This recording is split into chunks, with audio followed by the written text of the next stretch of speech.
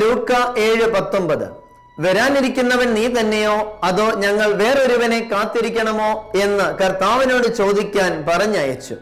BC 63 മുതൽ റോമാക്കാരുടെ ഭരണത്തിന് കീഴിൽ നരകയാതന അനുഭവിക്കുന്ന യഹൂദ ജനത തങ്ങളെ അടിമത്തത്തിൽ നിന്നും വിമോചിതരാക്കാൻ ഒരു മിശിഹ കടന്നു വരുമെന്ന് പ്രത്യാശിച്ചു.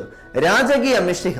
എന്നാൽ ആ മിശിഹായ്ക്ക് പകരം കുരുടരെയും ബധിരരെയും ഒക്കെ സുഖപ്പെടുത്തി കടന്നു പോകുന്ന ഈശോയെ കാണുമ്പോൾ അവർക്ക് സന്ദേഹം. വഴിയൊരുക്കാൻ വന്ന സ്നാപക യോഹന്നാനും ശിഷ്യർക്കും സന്ദേഹം.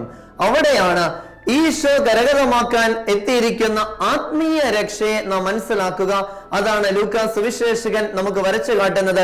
യെശയ്യാ 61:1 പീഡിതരെ സദ്വാർത്ത അറിയിക്കാൻ അവിടുന്ന് തന്നെ അഭിഷേകം ചെയ്തിരിക്കുന്നു എന്ന വചനത്തിന്റെ പൂർത്തീകരണമായി ഈശോ മിശിഹ നിങ്ങളുടെ കൺമുമ്പിൽ വന്നിരിക്കുന്നുവെന്ന് വ്യക്തമാക്കുന്നു ലൂക്കാ സുവിശേഷകൻ. ആ ബോധ്യത്തിൽ ജീവിക്കാൻ ദൈവം നമ്മെ അനുഗ്രഹിക്കട്ടെ. ആമേൻ.